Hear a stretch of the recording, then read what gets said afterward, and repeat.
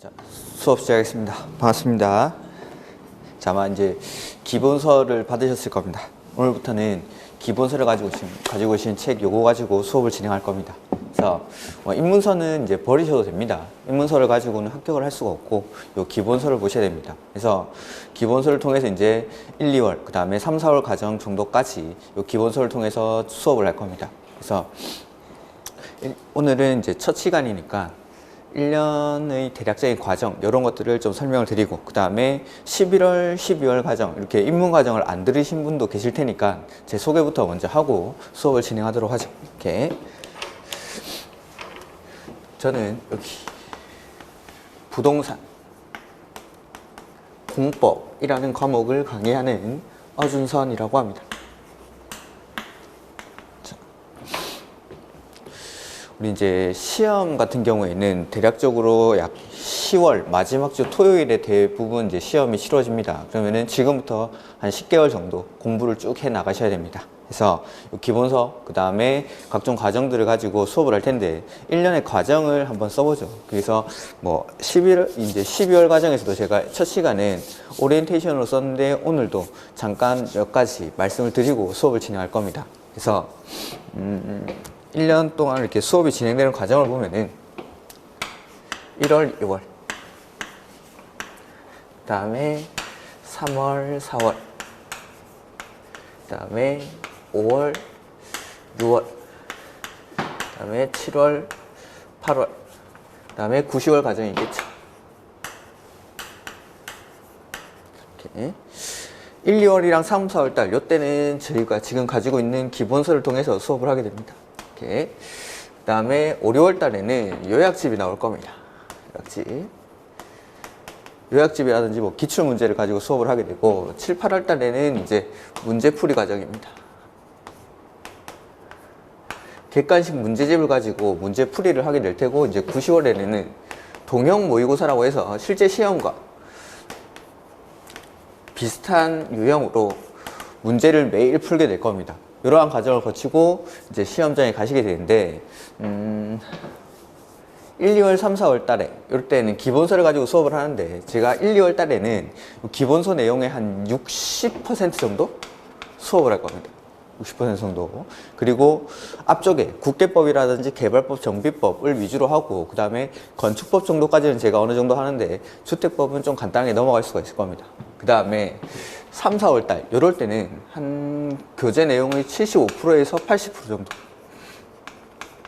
기본서를 다 보진 않습니다. 기본서에서 뭐 보지 말아야 될 내용들, 많이 빠져야 될 내용들이 많으니까 그런 것들을 제가 수업 중에 중간중간에 없애드릴 겁니다. 이런 것들은 안 보셔도 됩니다 라고. 뭐 시험에 나왔던 것도 있고 안 나왔던 것도 있던데, 나왔다라고 해서 다 보는 건 아닙니다. 그런 것들은 진짜 틀리라고 내는 문제들도 있고 하다 보니까 그런 내용들을 제끼다 보면은 기본서 내용의 한 80% 정도까지는 제가 수업을 해드립니다. 근데 나머지 내용들은 안 보셔도 좋습니다. 그 다음에 5, 6월 달에는 이제 요약집을 가지고 그 다음에 수업을 하게 되고, 7, 8월 달에는 객관식 문제집이 나오면 그 문제집을 가지고 문제풀이를 합니다. 그 다음에 9, 10월 달에는 제가 직접 출제한 문제를 가지고 연습을 하시고 이제 시험장에 가게 될 겁니다. 이렇게 자, 이러한 과정들을 거치게 되는데,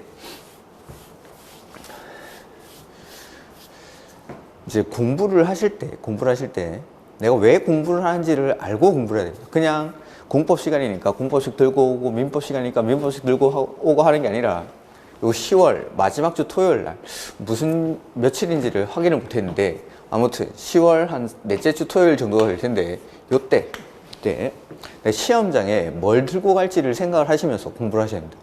뭘 들고 가면서 기본서를 들고 가셔도 되고, 기본서 같은 경우에는 너무 두꺼우니까 이런 것들보다는 이제 요약집이라든지 자료, 근데 이 책을 들고 가는 거는 좀 양이 너무 많지 않나 싶긴 한데, 아무튼 시험 당일날 내가 무슨 책을 들고 갈지를 생각을 하셔야 돼요. 생각을. 이렇게 1년 동안 쭉 책을 보면은 기본서, 뭐 요약집, 객관식 문제 이런 것들, 그 다음에 중간중간에 뭐 자료들도 있을 테고, 그 다음에 기출문제집도 있을 테고, 그런 책 중에 내가 하나를 선택을 해야 됩니다. 문제집을 선택해도 되고, 뭐 기본서를 택해도 되고, 요약집을 택해도 되고, 뭐 어떤 책을 선택해도 관계는 없는데, 이 시험장에는 한 권만 들고 가요. 시험장에 책을 딱 한 권만. 가끔씩 이제 시험장 앞에 가보면은 좀 안타까운 분들이 있는데, 시험장에 캐리어를 끌고 오십니다. 캐리어를. 막 이만한 여행용 가방을. 거기 뭐 들어있을까요? 그 캐리어 안에는 1년 동안 자기가 봤던 모든 책을 다 들고 오는 거죠.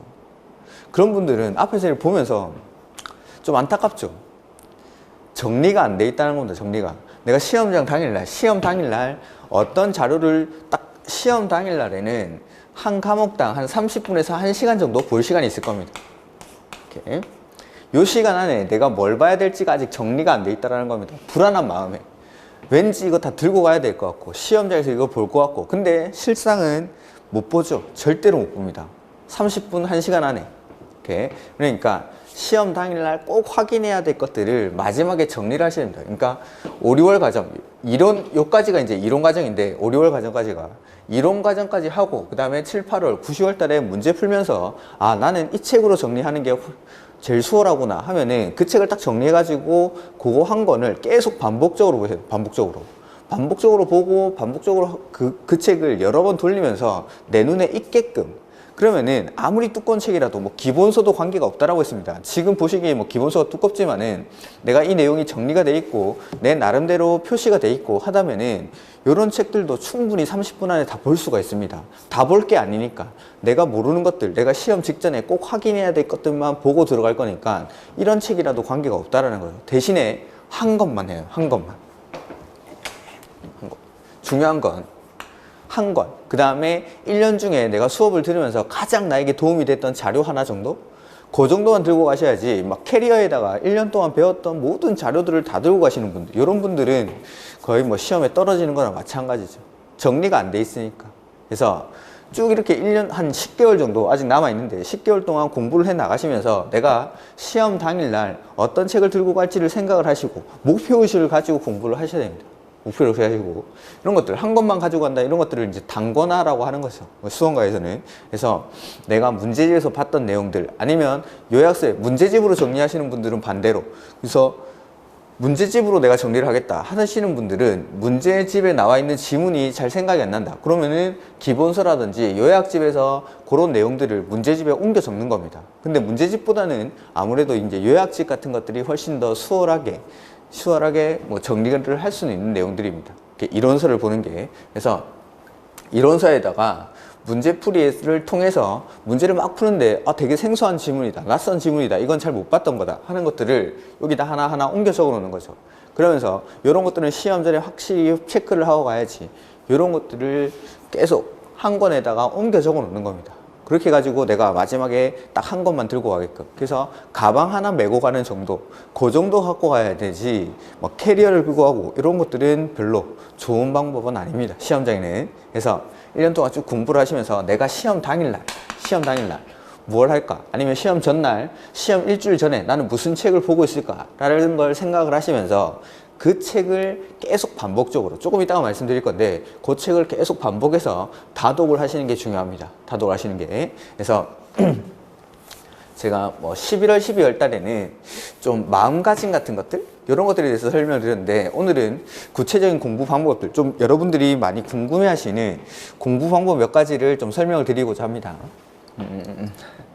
공부 방법에 대해서는 뭐 사람들마다, 아니면은 뭐 교수님들마다 선호하는 방식이 좀 다르긴 한데, 저는 이제 좀 일반적인 내용들을 말씀드리고자 하는 겁니다. 이렇게 구체적인 공부 방법들에 대해서는 나는 요 방식이 맞으니까 요렇게 공부해야지, 그건 이제 자기가 택하는 거고, 대략적으로 큰 틀에서 여러 질문들이 있는 내용들을 제가 몇 가지 정리를 해보면은, 첫 번째,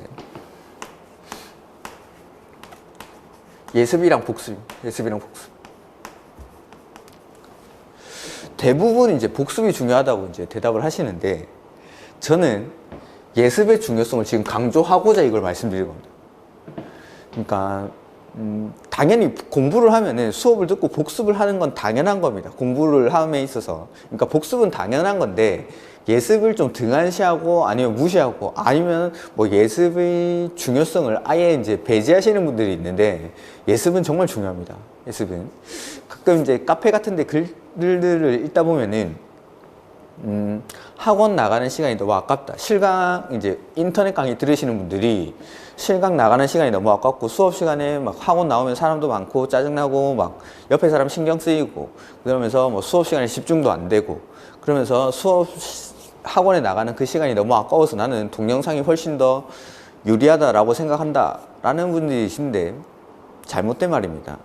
공부를 함에 있어서 공부를 할 때에는 실강이 동영상 강의보다는 훨씬 좋습니다. 그거는 부정할 수 없는 사실입니다.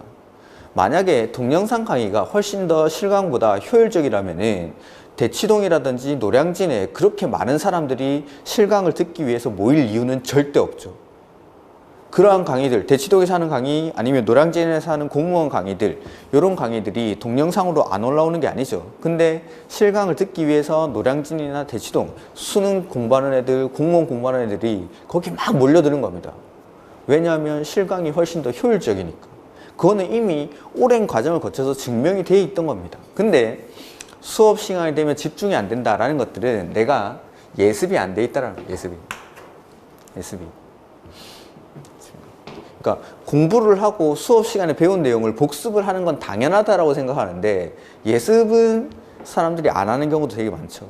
근데 제가 이 예습을 강조드리는 이유는 큰 걸 하라는 게 아니니까 시간을 많이 들일 필요는 없습니다. 그리고 1, 2월 달에는 당연히 아는 게 없으니까 예습은 할 수가 없겠죠. 예습은. 그러니까 아는 게 없을 때는 예습은 할 수가 없는데 지금 하셔야 되는 예습 이런 것들은 단어의 뜻? 우리 책을 보면은 단원의 제목이 있을 겁니다. 제목이. 뭐 예를 들면은 광역, 도시계획 이렇게 제목이 있고 그 밑에 보면은 광역도시계획 1번 뭐 해서 광역도시계획의 의가 나올 겁니다. 광역도시계획이 뭔지 요거 정도. 자, 대략적으로 뭐 한 주에 8주 동안 이제 수업을 진행하게 되는데 8개로 나눠보면 됩니다. 8개로 해가지고 1, 2월 달에 예습해야 되는 내용은 광역도시계획이 뭔지 그 다음에 뭐 2번 넘어가면은 도시, 군, 기본계획 이런 것들이 나오겠죠. 도시군 기본계획이 뭔지 요 정도까지만 내용을 보실 필요는 없습니다. 1, 2월 달에는. 그러니까 광역도시계획이 뭔지 도시군 기본계획이 뭔지 우리가 12월 과정, 입문과정에서 했던 용어의 정의 그것만 읽고 오시면 돼요. 그것만. 그 다음에 뭐 3, 4월 달에 가면은 1, 2월 달에 공부했던 내용들 내가 책에 뭐 밑줄도 꺼져 있고 하겠죠. 그런 것들 내가 배웠던 내용들을 이런 거였지 다시 한번 생각을 하고 오는 거죠. 자, 수업 시간에 실강에 나와가지고 수업 시간에 집중이 안 된다는 건 내가 그냥 멍하게 앉아 있으니까 그렇습니다. 대신에 예습을 하고 대략적으로 그러니까 예습이라는 걸 막 2시간, 3시간씩 한다는 게 아닙니다. 학원을 조금 일찍 나오셔가지고 아니면은 뭐 그 전날 밤이라든지 그날 아침에 조금 일찍 일어나셔가지고 수업을 듣기 전에 약간 그냥 목차 정도 확인하고 그 다음에 단어의 뜻들 그 다음에 1, 2월 달에 배웠던 것들 이런 것들을 예습을 하는 겁니다. 길면 30분에서 한 10분 정도? 그렇게 오늘 배울 내용에 대해서 내가 마음의 준비를 하고 수업을 들으면은 훨씬 집중도가 올라가는데 그런 것들 없이 그냥 이제 뭐 수업 시간에 임박해가지고 막 뛰어 들어와가지고 앉아서 책 펴고 바로 수업을 들으니까 뛰어오면 피곤하죠. 바로 졸리죠. 바로 뜨뜻하고 이런데 뭐 여름에는 시원하고 이러니까 바로 졸립니다. 자다가 일어나면은 진도가 막 이만큼 나가 있고 그러면은 앞에 안 들었으니까 뒤에 거 또 이해가 안 되고 그러면서 4시간을 멍하다가 집에 와가지고 뭘 들었는지 생각도 안 나니까 다시 동영상을 보는 동시 수업의 시간에 했던 거 동영상을 또 보고 그걸 또 복습을 하고 그러면은 시간이 당연히 아깝죠. 당연히 집중도도 또 예습이 안 돼 있기 때문에 마음의 준비가 안 돼 있기 때문에 수업 시간 4시간을 허비해버리는 거나 마찬가지입니다. 집중도가 현격하게 떨어지고 그래서 오랜 시간 동안 시간을 많이 투자해서 예습을 하시라는 게 아닙니다. 복습은 당연히 중요합니다. 복습은 당연히 중요한데 복습보다도 제가 이걸 말씀드리는 이유는 예습을 이렇게 한번 해보시는 게 어떨까라고 제안을 드리는 겁니다. 이렇게 해서 한 10분에서 길게는 30분 정도의 시간을 투자를 해가지고 3, 4월 달까지입니다. 3, 4월 달까지 1, 2월 달에는 이 단어의 광역도시계획이 뭔지, 도시군 기본계획이 뭔지, 용도 지구가 뭔지, 용도 지역이 뭔지 이런 것들 단어의 뜻만 보고 오시면 됩니다. 이거는 뭐 5분도 안 걸릴 겁니다. 아마 단어의 뜻만 확인하는 거니까 큰 제목이 있고 그 밑에 의 그것만 딱 읽고 오는 겁니다. 그 다음에 3, 4월 달에 가면은 3, 4월 달에 가면 1, 2월 달에 배웠던 내용 중에 중요하다고 했던 것들 그런 것들 정도까지 내가 책에 뭐 표시가 돼 있던지 아니면 뭐 필기도 여러 번 하시던데 필기하신 내용들 이런 것들 확인하고 오시는 거죠. 시간이 10분에서 저는 뭐 15분을 넘기지 않을 것 같은데 그 정도 확인하는 건 그 정도 보고 수업을 듣는 겁니다. 그 정도 보고 아니면 내가 시간이 없어서 그 예습을 못했다 그러면 쉬는 시간에라도 화장실 빨리 다녀오시고 그 시간 안에 빨리 보는 거죠. 다음 시간에 뭐 하겠구나 하면은 그것들 보고 수업을 내가 바로 직전에 내가 확인을 하고 수업을 들으면은 훨씬 그 수업 시간을 효율적으로 활용할 수가 있는 겁니다. 그렇게 하면은 수업 시간 4시간이 아깝다는 말이 나올 수가 없는 거죠. 근데 아무런 준비 없이 수업을 들으니까 수업 시간이 아깝게 느껴지고 집중도 안 되고 그냥 흘러가는 겁니다. 멍하니 졸다가 집에 가서 다시 동영상을 듣고 역시 동영상을 들으니까 집중이 잘 되고 이해도 잘 돼. 그게 아니라 오전에 졸면서라도 듣고 나서 동영상을 들으니까 이해가 엄청 잘 되는 거죠. 두 번째 듣는 거니까. 졸았든 뭘 했든 한 번 들은 걸 또 듣는 거니까. 그만큼 예습이 중요한 겁니다. 예습이. 요까지 3, 4월 달까지는 이제 복습의 비중이 예습보다는 훨씬 더 많습니다. 어차피 배워나가는 과정이니까. 근데 1, 2월 달, 3, 4월 달을 충실히 보내신 분들 이런 분들 내가 이제 어느 정도 모의고사를 치면 이게 맞출 수는 없겠는데 무슨 뜻인지는 알겠다. 무슨 뜻인지 알겠다. 이런 분들은 5, 6월 달 정도 되면은 비중을 바꾸는 겁니다. 예습의 비중을 확 늘리는 거죠. 예습의 비중을 확 늘리고 복습의 비중을 낮추는 겁니다. 어떻게 하냐면 내가 다음 주에 공부할 내용들, 오늘 공부할 내용을 미리 내가 공부를 하는 거죠. 미리. 요약서라든지 뭐 기본서를 가지고 미리 공부를 하고 오시는 겁니다. 그 다음에 수업 시간을 복습 시간으로 활용하십시오. 수업 시간에. 그러니까 내가 다음 주에 수업할 내용을 미리 공부를 하고 수업 시간에는 내가 공부한 내용을 확인을 하는 겁니다. 근데 예습을 하면서 이건 너무 어렵다, 모르겠다 하는 부분은 체크를 해두고 그 다음에 수업 중에 그 파트를 설명을 하게 되면은 그 부분은 좀 더 신경을 써서 듣는 거죠. 그리고 나서 예습 5, 6월 달 이후에는 예습의 비중을 확 늘려가지고 미리 내가 공부를 하고 수업 시간에는 확인을 하면서 예습하면서 모르는 내용은 수업 시간에 좀 더 집중을 하시고 그 다음에 수업 듣다가 이건 수업 끝나고 나서 다시 확인해야지 라고 한 것들은 따로 체크를 해두시고 그리고 나서 복습은 수업 중에 다시 한번 봐야겠다라고 했던 것들 그것만 딱딱 체크를 해가지고 복습을 하시는 거죠. 그럼 복습이 이제 30분 안에 끝나겠죠. 이런 식으로. 그래서 공부는 어차피 자기 스스로 해야 되는 겁니다. 제가 해드릴 수 있는 부분은 수업을 하는 거. 요렇게 공부하십시오. 이런 것들은 보지 마십시오. 이런 것들은 중요하니까 시험에 빈출되니까 꼭 확인을 하고 가십시오. 빈출되는 내용이라든지 중요도 이런 것들. 그 다음에 공부를 좀 더 효율적으로 할 수 있는 방법, 암기를 좀 더 효율적으로 할 수 있는 방법들을 제시하는 거지 공부는 어차피 여러분들이 스스로 하셔야 되는 겁니다. 그러니까 자기 공부 시간을 늘리는 게 중요합니다. 자기 공부 시간을 시험에 임박할수록. 그래서 스스로 공부를 하시라는 겁니다. 예습에서 5, 6월 달 이후에는 미리 공부를 하고 오셔가지고 수업 시간을 복습 시간으로 활용하시고 수업 끝나고 나면 아주 짧은 기간 동안 내가 수업 시간에 다시 한번 봐야지 하고 체크했던 부분들을 체크를 하시는 거죠. 그리고 나서 남는 시간은 내 공부를 해요. 내 공부를. 수업이라는 건 제가 일방적으로 떠드는 거기 때문에 어쩔 수 없이 수동적일 수밖에 없는 겁니다.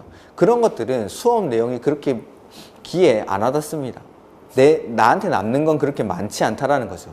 나한테 남는 것들은 내가 스스로 책을 읽어가면서 공부하는 것, 그런 것들이 나한테 남는 겁니다.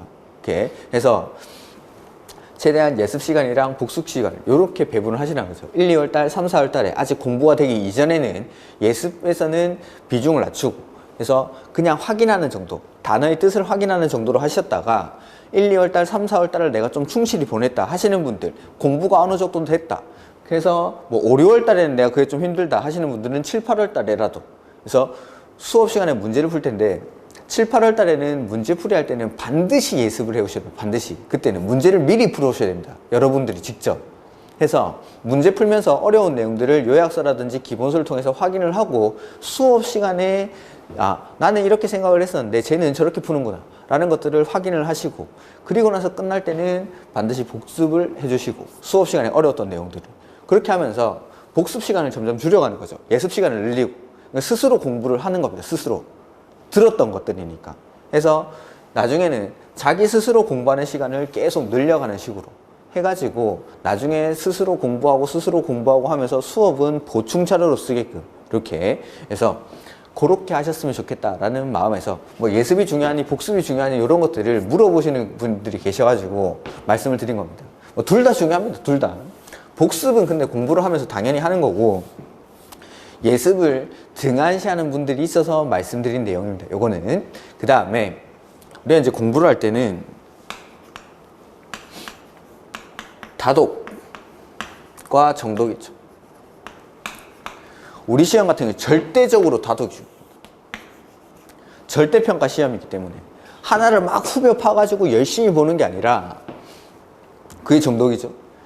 대충 여러 번 보는 게 훨씬 더 효율적입니다. 시험에서 우리 합격 점수를 얻는 데는. 그래서 우리가 이제 공부를 하다 보면은 책에다가 밑줄을 치죠. 밑줄을 왜 치죠? 밑줄은 뭐 중에서 치는 게 아닙니다. 중에서 친 게 아니라 여러 번 보기 위해서 치는 겁니다. 여러 번 보기 위해서. 자, 첫 번째 수업 시간에 제가 여러분들 그 책을 받으셨을 텐데 함부로 뭐 밑줄 치고 함부로 동그라미 치고 함부로 별표 치고 하면 안 됩니다. 책의 소유권은 여러분이지만 제가 책에다가 밑줄 치고 별표하고 동그라미하고 다 해드릴 겁니다. 제가 미리 해옵니다. 그걸 집에 가가지고 혼자 앉아가지고 다 아는 내용인데 밑줄 색연필로 밑줄 치고 동그라미 치고 다 해옵니다. 그러니까 책에다가 밑줄 치는 건 여러분 마음대로 하면 안 됩니다. 처음 볼 때는. 대신 그리고 처음에 밑줄 칠 때는 제발 형광펜으로 칠하지 마십시오. 제발. 처음에는 연필로. 처음에 치다 보면은 다 중요한 것 같습니다. 다. 그래서 형광펜으로 쭉쭉 쳐놓죠. 밑줄을. 그러면은 나중에 형광펜으로 안 칠해진 부분이 없습니다. 책에. 그렇게 되면은 책이 전체가 누렇죠.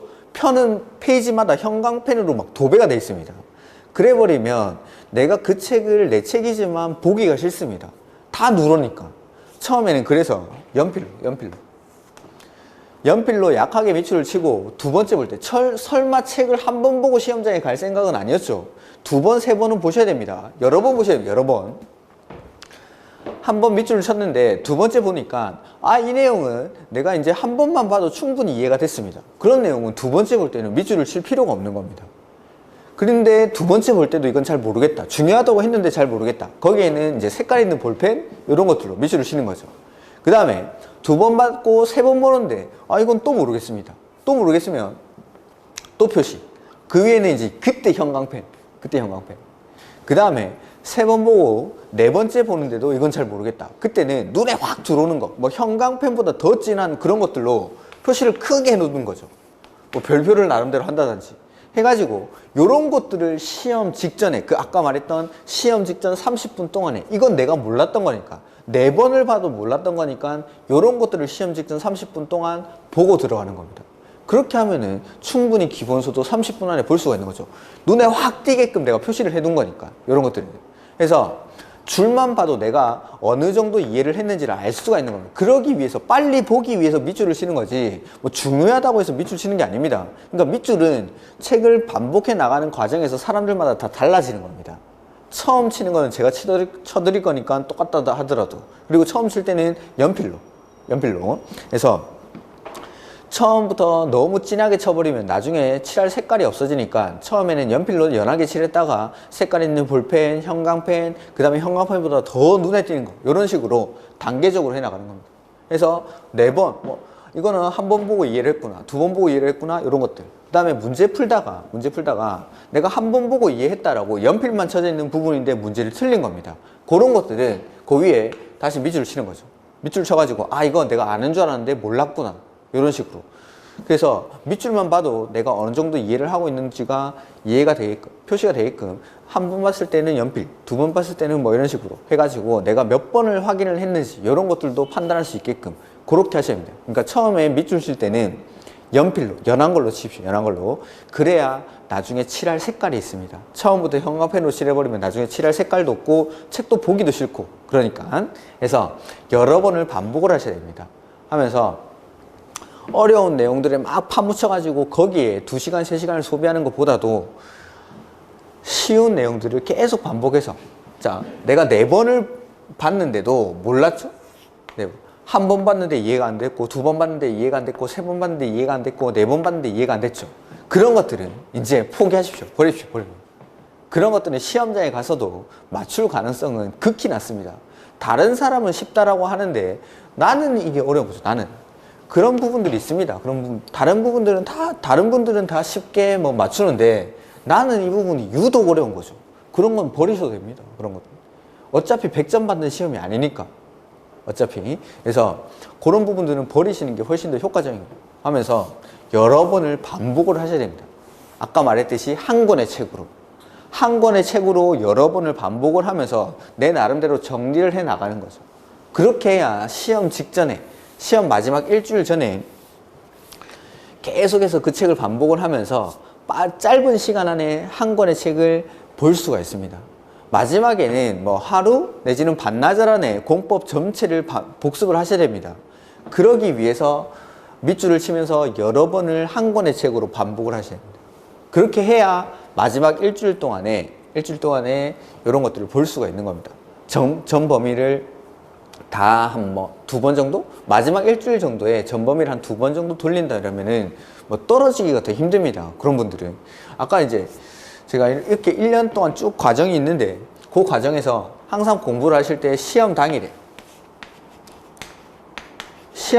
내가 뭘 할지, 아니면 시험 당일서부터 마지막 일주일 사이에 내가 뭘 할지를 항상 생각을 하시면서, 그리고 마지막 일주일 동안에는 전 과목을 2번에서 많게는 3번 정도 반복을 해주시는 게 좋습니다. 할 수 있습니다. 이건 마지막 일주일 동안에 전 과목을 2번, 3번 정도를 반복을 하시고 하는데, 그러기 위해서는 한 권의 책을 여러 번 반복을 해서 보셔야 된다라는 거죠. 아까 밑줄을 치면서, 제가 말씀드린 대로 밑줄을 치면서 그렇게 하셔야 마지막 일주일에 2-3번을 전 범위를 반복을 할 수가 있습니다. 마지막 일주일 동안에 2-3번을 반복해서 보고 간다? 그런 분들은 떨어질래도 떨어지기가 더 힘듭니다. 이렇게 우리가 이제 공부를 하면서 까먹는다 그러죠? 잊어버리는 건 당연한 겁니다. 당연히 잊어버립니다. 당연히 잊어버리는데 시험 당일날, 시험 치는 그 순간에만 잊어버리지 않으면 됩니다. 그래서 시험에 임박하면 임박할수록 같은 내용을 계속 반복을 하는 거죠. 하면서 2번, 3번을 보고 갔죠. 그 다음에 시험 당일날 한 번 더 봅니다. 시험 직전에. 눈도장 딱딱 찍어 놓고 시험 바로 푸는 거죠. 까먹기 전에. 시험 끝나고 나서는 까먹어도 상관없습니다. 까먹어도. 그러니까 시험 직전에 계속 같은 내용을 반복해서 눈도장을 찍고 임박하면 임박할수록 계속 반복 횟수를 늘려가는 거죠. 그렇게 빠른 시간 안에. 그러기 위해서 한 권의 책으로 여러 번을 돌려보라는 거예요. 이렇게 해서 요 2가지가 뭐 대표적으로 좀 많이 나오는 질문이라서 말씀드린 겁니다. 그래서 복습은 당연히 중요하지만 저는 예습도 좀 하셨으면 좋겠다라는 거. 그래서 1, 2월, 3, 4월 달에는 단순하게 가볍게 예습을 하시는 거고, 5, 6월 달이라든지 7, 8월 달 뒤에는 예습의 비중을 확 늘려가지고 스스로 공부하는 습관을 들이시는 겁니다. 이렇게. 그 다음에 여러 번 봐야 됩니다. 여러 번. 최소 이제 수업만 들으셔도 5번에서 6번은 반복을 하게 되는데, 수업만 듣는다고 합격할 수는 없습니다. 자기가 스스로 공부를 하셔야 됩니다. 자기가 스스로 한 2-3번 정도 반복을 하시고, 이렇게 해가지고 시험에 임박해서 한 권의 책, 내가 항상 보던 책을 가지고 반복해서 보다가 시험장에 딱 까먹기 전에 문제 쫙 풀고 나오시면 됩니다. 이렇게. 우리가 이제 시험장에 가보신 분이 있는지 모르겠는데, 시험장 앞에 가면은 뭐 시험 당일 반드시 봐야 할 지문 100선 뭐 이러면서 막 쭉 나눠주는 자료들이 있습니다. 그 자료들은 여러분한테 합격하라고 그 자료를 나눠줄까요? 떨어져서 우리 학원 오라고 그 자료를 나눠주는 겁니다. 홍보 자료로. 그걸 보면 떨어지는 거죠. 그걸 보면. 떨어지라고 나눠주는 홍보 자료를 보고 시험에 붙을 리가 없죠. 그리고 아무리 좋은 자료를 그 당일날 준다 하더라도 내가 보지 않았던 자료는 내가 봤던 책보다 빨리 볼 가능성은 없습니다. 절대로. 그래서 그 시험 당일날 학원 앞에서 주는 홍보 자료들은 보시는 게 아닙니다. 그거는. 떨어지신 분들 우리 학원에서는 이런 강의를 하니까 이거 보고 우리 학원 오십시오 라고 홍보 자료를 주는 겁니다. 그러니까 시험 당일날 나눠주는 그런 자료들은 절대 보시면 안 됩니다. 내가 보던 것들. 그런 것들을. 그래서 항상 공부를 하실 때 내가 시험 당일날 뭘 할지 이런 것들을 염두에 두고 공부를 하셔야 됩니다. 그 다음에 세 번째로 말씀드리고 싶은 거는 뭐 공부를 할 때 한 과목씩 봐야 되는지, 한 과목을 쭉 이렇게 보는지, 아니면은 매일 계획을 세워서. 이게 무슨 말이냐면은 뭐 나는 민법을 보겠다 하면은 민법을 쭉 한 10일에서 2주 정도? 10일이라든지 아니면 2주 정도 공부를 하는 겁니다. 그리고 나서 이게 끝나면 학개론을 또 쭉 한 2주 정도 공부를 하고, 이렇게 공부하는 방법이 있고, 그 다음에 나는 월요일은 뭐 학개론, 화요일은 민법, 수요일은 공법, 이런 식으로 공부를 하겠다 하시는 분들이 계십니다. 이렇게. 이거는 자기 상황에 따라서 선택을 하셔야 되는데, 내가 만약에 여유가 있다, 시간적 여유가 있다 하시는 분들은 이 방법을 저는 훨씬 추천드립니다. 이 방법을. 매일매일 한 과목, 뭐 월요일은 무슨 과목, 화요일은 무슨 과목 이렇게 보는 게 아니라 한 과목을 계획을 세워서, 그러니까 내가 이거는 이제 시간적 여유가 있으신 분들을 전제로 말씀을 드리는 겁니다. 그러니까 내가 다른 일은 특별히 하는 게 없고 시험에 집중할 수 있다 하시는 분들은 이 방법이 훨씬 더 효과적입니다. 대신에 내가 민법을 2주일 보기로 했다라고 하면은 민법을 처음부터 끝까지 보셔야 됩니다. 중간에 끊으시면 안 됩니다. 중간에 끊지 않고 처음부터 끝까지 보는 게 이 방법을 할 때는 가장 중요한 겁니다. 이 방법을 할 때는. 그러니까 처음 내가 민법을 딱 잡았다 하면은 민법책 마지막 페이지까지 반드시 보셔야 됩니다. 중간에 민법을 보다가 힘들어가지고, 아니면 며칠 쉬면서 내가 무슨 과목을 봤었지 하면서 민법 보다가 한 이틀 놀러 갔다 와가지고 무슨 과목을 봤는지도 모르고 기억도 안 나고 해가지고 중간에 학개론을 갈아타고, 이런 것들은 아무 의미가 없습니다. 이렇게 하는 방법, 의미가. 그러니까 내가 만약에 한 과목씩 보겠다라고 하면은 민법 책을 처음 펴가지고 끝까지 보셔야 됩니다. 그리고 끝났죠? 그러면 학개론을 보는 겁니다. 학개론. 이것도 마찬가지. 처음부터 끝까지. 그 다음에 공법.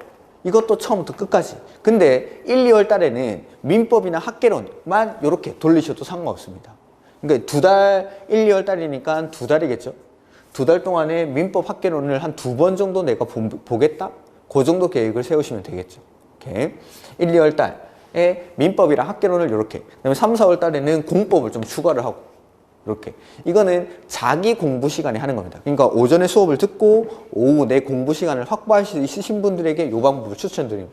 이게 공부할 때는 훨씬 더 효율적인 방법이기 때문에 그렇습니다. 자, 어떤 분들 질문을 하죠.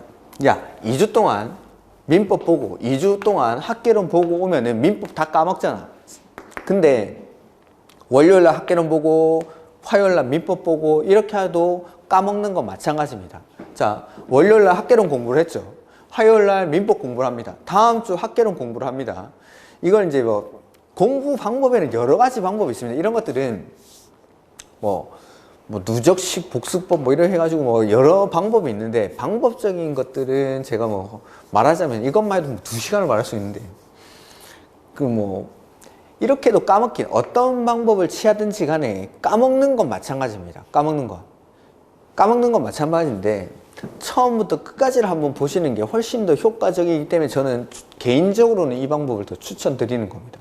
대신에 내가 직장을 다니고 동영상으로 공부를 하고 시간이 없다 하시는 분들은 어쩔 수 없이 이 두 번째, 각 요일마다 이 방법을 택하는 수밖에 없는데, 이 각 요일마다 볼 때, 월요일은 무슨 과목, 화요일은 무슨 과목 볼 때 이 학개론을 본다, 월요일날. 그러면은 내가 다음 주에 학개론 보는 날에는 그 전주에 봤던 것들을 조금 빠르게라도 한번 체크를 하고 보는 게 좋습니다.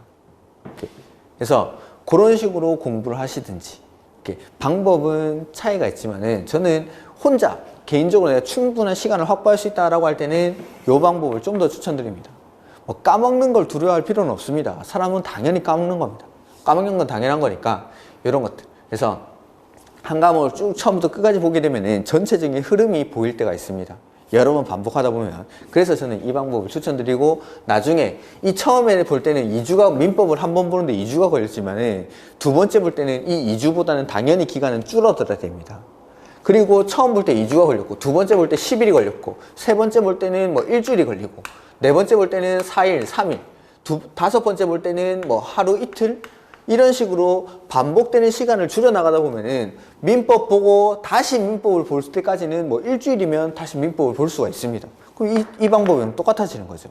전범위를 보는데 매일 한 과목씩 보는 그런 효과가 생기는 겁니다.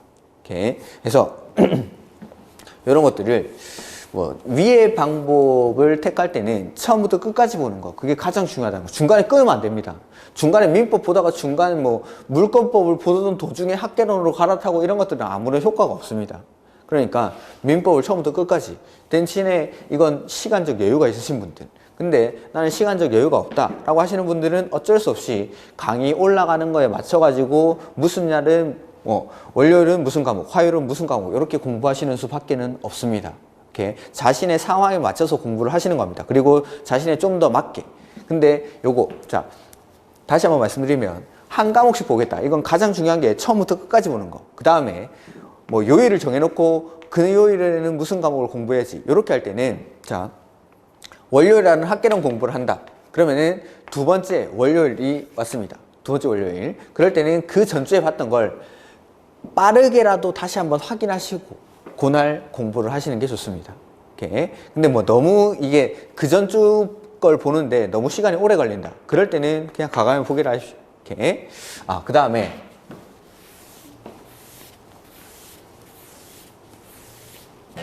하나만 더 말씀드리면은 만약에 내가 진도가 밀렸다. 피치 못할 사정으로 진도가 밀렸다. 라고 하실 때는 자 이렇게 총 한 8번 정도 수업을 진행을 하겠죠.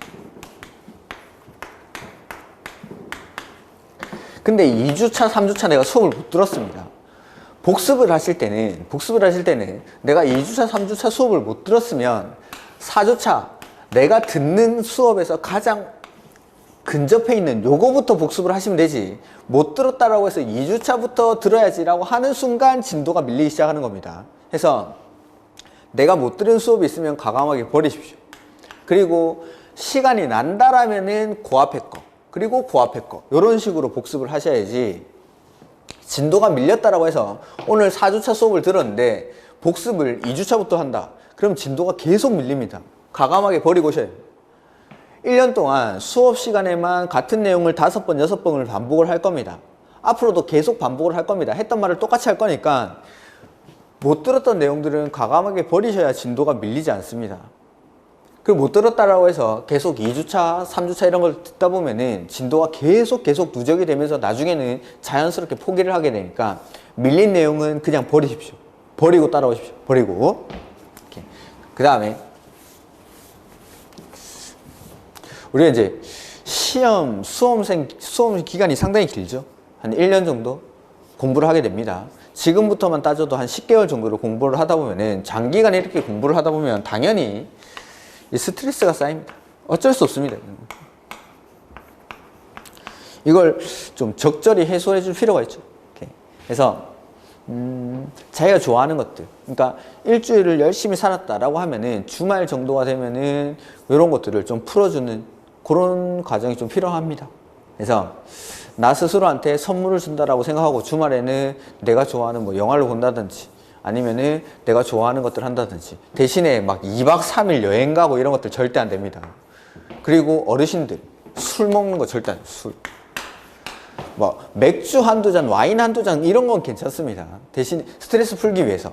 근데 다음날 지장을 줄 정도로 막 모의고사 치고 나서 점수 안 났다고 막 몰려가셔가지고 소주를 막 2-3병씩 먹고 그래버리면은 다음날 그 다음날 지장을 주기 때문에 이런 것들은 피하셔야 됩니다. 그냥 간단하게 아니면 맛있는 걸 먹는다든지 이런 식으로 스트레스를 풀어주는 게 필요하죠. 대신에 아까 말씀드렸지만 다음날 그 다음날에 영향을 주는 건 절대로 안 됩니다. 그날 아니면 한 2-3시간 안에 끝낼 수 있는 거, 2-3시간 안에 끝낼 수 있는 거 그걸로 딱 끝내야지, 이게 다음에 연속이 되고 계속 영향을 주고 하는 것들, 술을 많이 드시는 거, 맥주 한두 잔, 와인 한두 잔 정도는 괜찮지만 막 소주를 2-3병 이렇게 먹는 건 안 됩니다. 이건 다음날 영향을 주니까. 그 다음에 특히 피하셔야 되는 게 드라마. 쥐약이죠, 쥐약. 드라마는 다음 주 내용이 너무 궁금합니다. 너무. 이게 계속 매주 방송이 되고 딱 그 주 드라마가 끝날 때는 아주 궁금한 시점에서 끝나죠. 저번 주 펜트하우스가 너무 궁금한 시점에서 끝나죠. 천서진이랑 주단태가 끌려가는 시점에서 딱 끝나는 겁니다. 저 지금 집중을 할 수가 없는데. 이번 주에 주단태가 어떻게 될지 너무 궁금하지 않습니까? 그런 거 보면 안 됩니다. 저만 볼 겁니다. 저만 봐야 되니까. 드라마 같은 것들은 중독성이 되게 강합니다. 뭐 일일 드라마 이런 것들 중독성이 너무 강하죠. 드라마 보면 안 됩니다. 그리고 그 큰 스포츠 행사 같은 게 있을 때는 남자분들이 합격 비중이 엄청나게 떨어집니다. 새벽마다 그걸 보고 있는 거죠. 당연히 공부가 안 되죠. 당연히. 그러니까 공부에 스트레스를 받는 걸 해소해 주는 건 필요한데 이걸 공부에 영향을 줄 만큼의 스트레스 해소는 좋지 않습니다. 이렇게 해서 그런 것들. 그래서 아까 말씀드렸다시피 뭐 소소하게 뭐 맥주 한 잔, 와인 한 잔, 아니면은 좋아하는 영화를 본다든지 어디 바람 쐬러 잠깐 갔다 온다든지 요 정도. 막 2박 3일, 1박 2일로 여행을 갔다 오고 이런 것들 좋지 않습니다. 소주를 한 두세 병씩 먹고 막 먹고 죽자 막 이런 것들 좋지 않습니다. 그 다음에 드라마 쥐약입니다. 이거. 드라마 절대 보면 안 됩니다. 드라마 이러고 1년만 끊으십시오. 이렇게. 저도 이제 수험생활을 오래 하다 보니까 스트레스가 많이 쌓였었는데 저 나름대로의 스트레스 해소 방법이 있었습니다. 저는 요새는 아니고 뭐 최근에 몇 년 전에 유행하던 말인데 이런 거 있었죠. 소확행? 소소하지만 확실한 행복. 제가 되게 싫어하는 말인데 왜 소소한 데서 행복을 찾아야 되지? 나는 큰 데서 막 큰 행복을 찾고 싶은데 소소한 행복을 찾으랍니다. 어쨌든 뭐 이런 게 소확행이 뭐냐면은 뭐 젊은 사람들, 돈 없는 막 취업 준비생들이라든지 이제 사회 초년생들은 돈이 없다 보니까 큰 비싼 걸 못 사고 어디 막 조그만한 거, 뭐 치약 같은 걸 명품 치약을 사서 쓴답니다. 보통 치약은 2, 3천원이면 사는데 명품 치약은 2만 원, 3만 원씩 한답니다. 그런 걸 사서 쓰면서 막 만족을 하고 그런 게 소확행이라면 저는 10년 전부터 이미 실천을 하고 있었습니다. 제 나름대로 스트레스 해소 방법은 그 신림동 같은 데 가면은 문구점이 되게 많습니다. 공부가 안 되고 막 짜증이 나고 하죠. 그러면 문구점에 가가지고 필기구를 비싼 걸 삽니다. 아니면 필기구를 싹 바꿉니다. 막 샤프부터 해가지고 연습장, 볼펜 이런 거 싹 바꿉니다. 그냥 문방구 가서 플렉스를 하는 거죠. 그러면은 다 지르고 나면 10,000원에서 아니면 비싸면 2만 원? 연습장이랑 필기구를 싹 바꿉니다. 그러고 나면 좀 기분이 리프레시 되고 좀 공부에 집중도 되고 그리고 나서 뭐 쭉 공부를 하고 스트레스 받을 때 저는 나름대로 그렇게 자기 나름의 스트레스 해소 방법이 필요합니다. 계속 쌓이고 하다 보면 터지니까 나중에 퍼져버리니까 이렇게 해가지고 공부에 영향을 주지 않는 선에서의 스트레스 해소 방법을 자기 나름대로 강구를 하셔가지고 그런 것들로 일주일에 한 번 정도 자기 자신한테 선물을 주는 그런 것들이 필요하긴 합니다. 이렇게 해서 이런 것들을 이제 공부 방법에 대해서 몇 가지 말씀을 드렸습니다. 그러니까 제가 여러 가지 방법들을 제시를 했는데 그 중에서 자신한테 맞는 방법을 선택을 하셔야 됩니다. 이렇게. 근데 절대적인 진리들. 복습이 중요한데 예습도 저는 강조를 드렸습니다. 많은 시간을 투자하라는 게 아닙니다. 5분에 1, 2월 달에는 5분에서 10분. 이렇게. 그 다음에 이건 절대 진리입니다. 절대 진리. 2번은 정독을 하는 게 아닙니다. 우리 시험은 여러 번 보시면 여러 번. 그 다음에 세 번째 말씀드렸던 거. 민법을 막 2주, 3주씩 이렇게 연달아서 쭉 볼 건지 아니면 요일을 정해놓고 그 요일마다 각 과목을 공부를 할지 그건 자기 상황에 따라 결정을 하셔야 되는데 한 과목을 쭉 보겠다. 그럴 때는 처음부터 끝까지 보는 게 가장 중요합니다. 처음부터 끝까지. 중간에 끊으시면 아무런 의미가 없습니다. 그 다음에 각 요일마다 내가 정해진 과목을 공부하겠다라고 할 때는 두 번째 주에 복습을 하실 때, 공부를 하실 때 그 전주에 봤던 내용들을 한번 짧게라도 확인하시는 거 그런 것들이 중요한 겁니다. 그렇게 공부하실 때. 그 다음에 마지막에 자기 나름대로의 뭐 스트레스 해소 방법을 하나씩 찾으셨으면 좋겠습니다. 절대 안 되는 거 드라마 이렇게. 자, 요 정도로 오리엔테이션을 마치고 이제 부동산 공법에 대해서 몇 가지 좀 보죠. 자, 우리가 이제 수업하는 과목이 부동산 공법이죠. 11월, 12월 과정을 안 들으신 분들은 뭐 입문 과정을 안 들으신 분들은 굳이 들으실 필요가 없습니다. 제가 지금부터 그 내용들을 설명을 다 드릴 거니까. 그래서 뭐 인문과정 안 들으신 분들은 지금부터 수업을 들으시면 됩니다. 자, 우리가 공부하는 과목이 요 부동산 공법이죠. 부동산 공법은 부동산이라는 말이랑 공법이라는 요 두 단어가 결합이 되어 있는 겁니다. 자, 부동산은 아마도 민법에서 공부를 하셨을 겁니다. 부동산이 뭔지. 부동산은 토지 및 그 정착물이라고 민법 99조에서 정의를 하고 있습니다. 토지 및 그 정착물. 근데 우리 공법, 부동산 공법이라는 거는 공인중개사 업무와 관련된 내용을 시험을 치르는 것이기 때문에 토지는 공인중개사의 중개 대상물에 해당하죠.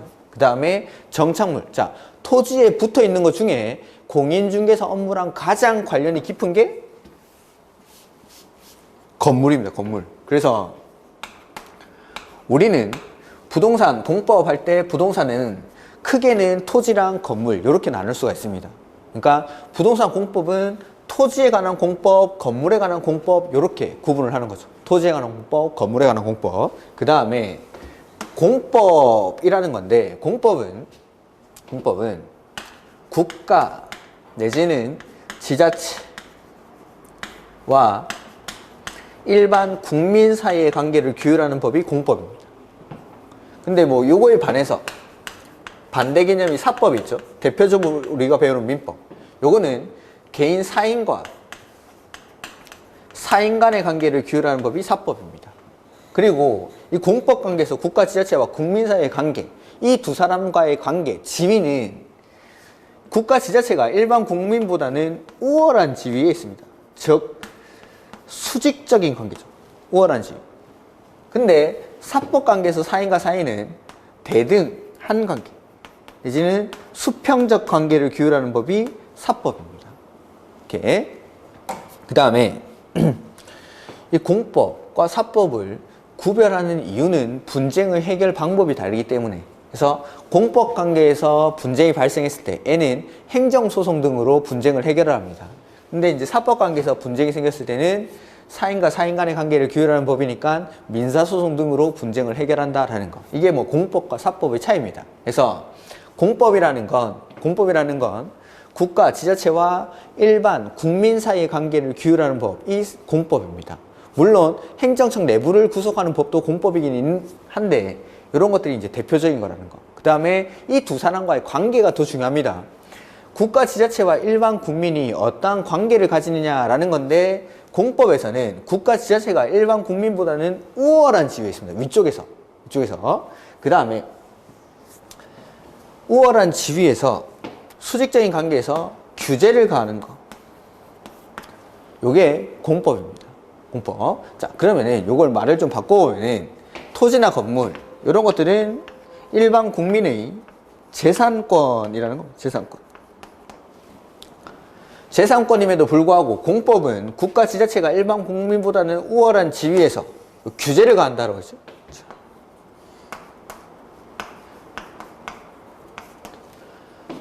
부동산 공법이라는 건 개인의 재산권에 대해서 규제를 가하는 것. 국가나 지자체가 일반 국민보다는 우월한 지위에서 규제를 가하는 게 바로 부동산 공법입니다. 그러면은 이 규제가 왜 정당화되는지, 자, 왜 국가가 내 재산을 함부로 못 쓰게 하고 이렇게 써라라고 방법을 정해주고 라고 하는지 그런 것들을 아셔야 되는데 그게 공법 전반을 지배하는 기본 원리가 되는 겁니다. 자, 헌법에 보면 우리 국민들이 누릴 수 있는 각종 기본권들이 규정이 되어 있습니다. 그 기본권들 중에서 23조에 나오는 게 재산권이라는 규정입니다. 재산권. 그래서 1항은 모든 국민의 재산권은 보장된다라고 되어 있습니다. 국민의 재산권을 보장한다라고 해놓고 국가 지자체가 공법에서는 규제를 하고 있죠. 규제를. 그럼 이게 왜 규제가 정당화되는지 그게 나와야 되는데 그게 공법 전반을 지배하는 기본 원리인 공공복리라는 원칙. 공공복리. 즉, 자, 예를 한번 들어보면 갑이 자신이 토지를 소유하고 있는데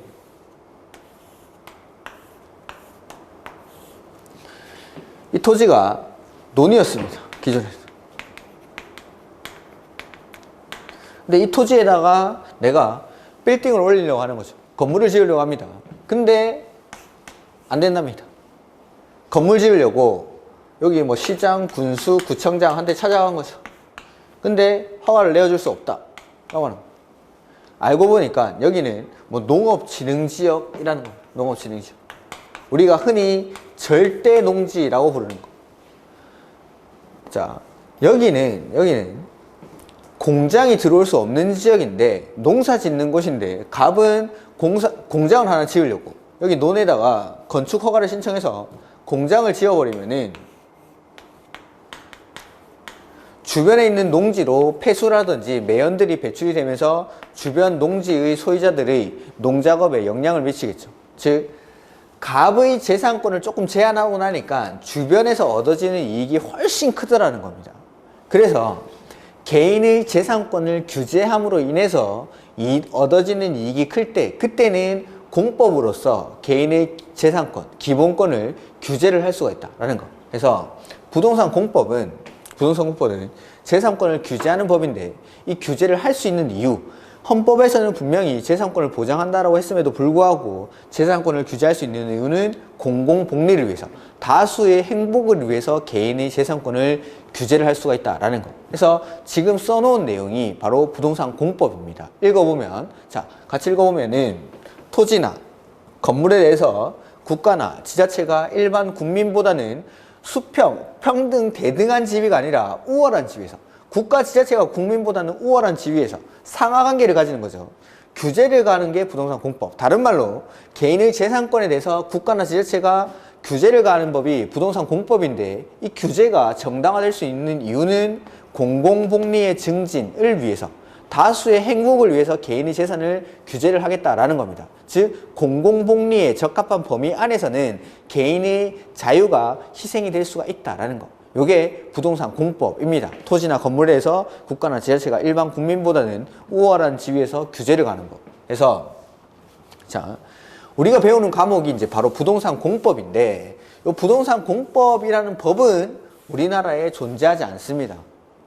부동산 공법은 그냥 시험 과목 이름일 뿐이지 이런 과목이 존재하는 건 아니고, 우리가 배우는 부동산 공법 안에는 개별 법이 총 6가지가 있습니다. 6가지가. 그걸 한번 정리를 해보면은, 자, 부동산 공법은 일단 토지에 관한 공법이랑 건물에 관한 공법 이렇게 구분했죠. 토지, 그 다음에 건물, 이렇게 구분을 해서 토지에 관한 공법에는 첫 번째 나오는 게 국토의 계획 및 이용에 관한 법률입니다. 자, 이 국계법, 국토의 계획 및 이용에 관한 법률은 우리나라 국토 전체에 대해서 먼저 계획을 세웁니다. 계획을. 그리고 우리가 배운 공법, 요거는 규제법이라고 했죠. 규제법. 그래서 국토 전체를 계획으로 먼저 규제를 합니다. 계획으로 먼저 규제를 해놓고 뒤에 이용을 하는 것에서 관해서 다룬 법률, 요게 국토의 계획 및 이용에 관한 법률. 예전에는 우리나라 국토 전체를 계획 없이 무분별하게 개발하다 보니까 여러 가지 문제가 발생하게 되고, 대표적으로 수도권 집중화 형성이라든지 동성간의 불균형, 이런 문제들이 발생하게 되고, 그러한 국토 전체의 토지 불균형 문제를 해결하기 위해서 국토 전체를 대상으로 계획을 수립하게 됩니다. 그래서 계획으로 먼저 국토를 규제를 하고 뒤에 이용을 하자, 이게 국토의 계획 및 이용에 관한 법률입니다. 그 다음에 요 이용에는 2가지가 있는데 적극적 이용이 있고 소극적 이용이 있습니다. 적극적 이용과 소극적 이용. 적극적 이용의 측면에 있는 법이 2가지. 첫 번째는 도시개발법.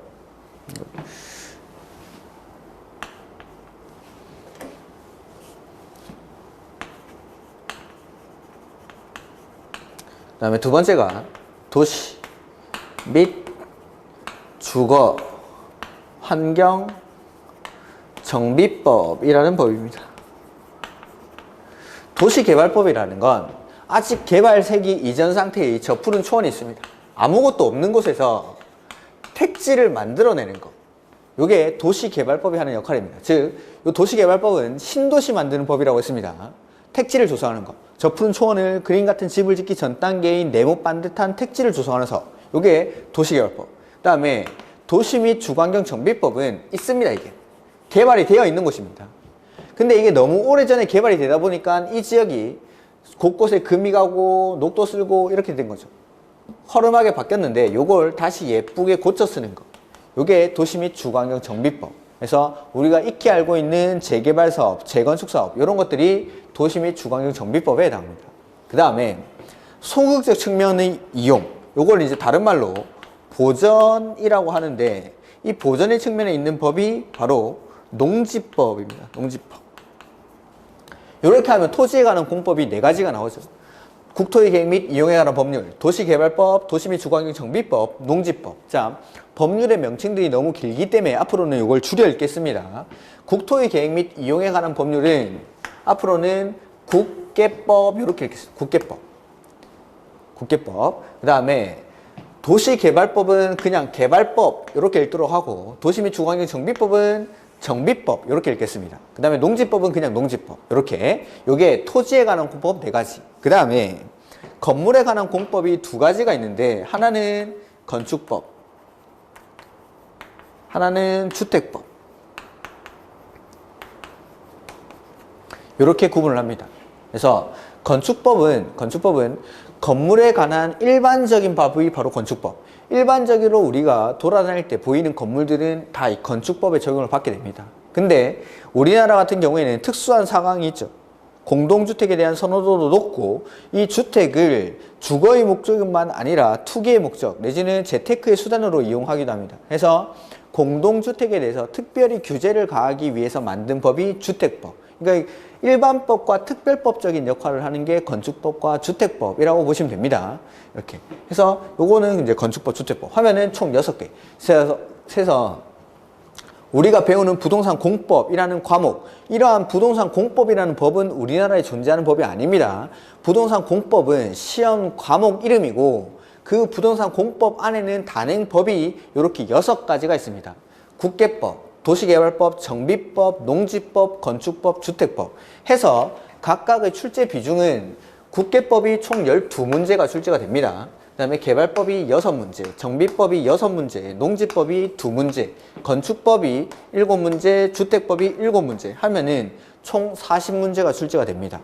이렇게. 그래서 딱 보시기에도 가장 출제 비중이 높은 국계법이 중요해 보일 거라 생각하는데 공법 과목을 공부함에 있어서 이 국계법이 차지하는 비중은 아주 절대적입니다. 국계법에서 배우는 기본적인 개념들 이런 것들을 우리가 앞으로 개발법, 정비법 뿐만 아니라 건축법, 주택법, 농지법에서 다 쓰게 됩니다.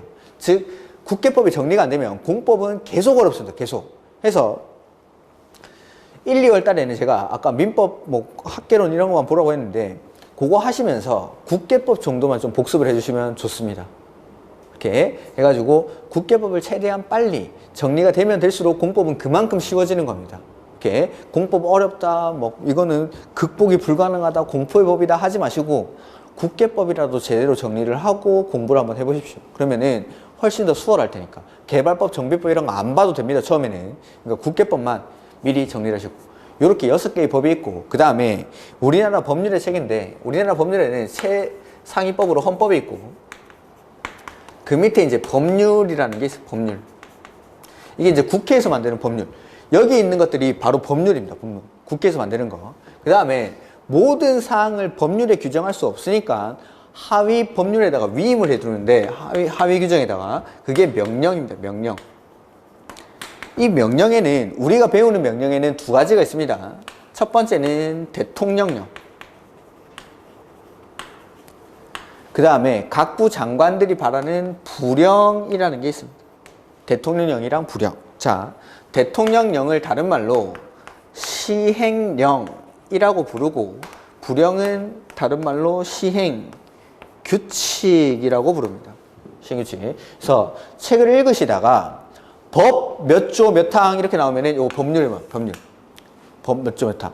그 다음에 시행령 몇 조 몇 항 하면은 요거 대통령령을 말하고, 그 다음에 시행규칙 몇 조 몇 항 하면은 각부 장관들이 뭐 국토교통부 장관이 발했다 그러면은 국토교통부령, 그 다음에 기획재정부 장관이 발했다 기획재정부령, 이렇게 되는 겁니다. 그래서 이런 것들을 시행규칙이라고 합니다. 얘네들은 상하관계를 가집니다. 상하관계. 법률이 상이고, 그 다음에 시행령, 시행규칙으로 내려올수록 이제 하위법에 해당합니다. 이렇게. 그래서 법률에서 모든 내용을 다 정하면은 이걸 법률을 개정을 할 때는 국회 의결을 거쳐야 되는데 시간이 오래 걸리니까 개정이 잦은 사항이나 기술적인 부분들은 시행령, 시행규칙에 위임을 해둡니다. 그래서 시행령은 대통령령을 시행령 이렇게 부르고 부령을 시행규칙이라고 합니다. 시험은 뭐 대부분 법률이랑 시행령에서 출제가 됩니다. 시행규칙은 뭐 거의 안 나온다고 보면 됩니다. 이렇게. 그래서 자, 이 법률이 총 이렇게 6가지가 있다는 거죠. 6가지가. 크게는 토지에 관한 공법, 건물에 관한 공법 구분하고, 토지에 관한 공법이 4가지, 건물에 관한 공법이 2가지. 각각의 6개의 법률마다 시행령, 시행규칙이 존재합니다. 여기까지가 시험 범위입니다. 여기까지가. 그러다 보니까 공법은 좀 양이 많죠. 양이. 근데 이런 것들을 이제 하나하나 정리해 나갈 겁니다. 이게 이제 바로 부동산 공법이라는 거. 부동산 공법만 다시 한번 정리를 해보죠. 부동산 공법이라는 건 토지나 건물에 대해서 국가나 지자체가 일반 국민보다는 우월한 지위에서 규제를 가하는 것, 그런 것들이 부동산 공법입니다. 즉 개인의 재산권에 대해서 규제를 가하는 게 부동산 공법인데, 그 규제가 정당화될 수 있는 이유는 공공복리 증진을 위해서, 그걸 하기 위해서 국가나 지자체가 일반 국민의 재산권에 대해서 규제를 가할 수가 있다라는 거. 이렇게. 그래서 이렇게 6개의 법이 있고, 이 6개의 법 중에 맨 처음에 나오는 게 이제 국계법이죠. 조금 쉬었다가 국계법부터 해보도록 하겠습니다. 이렇게.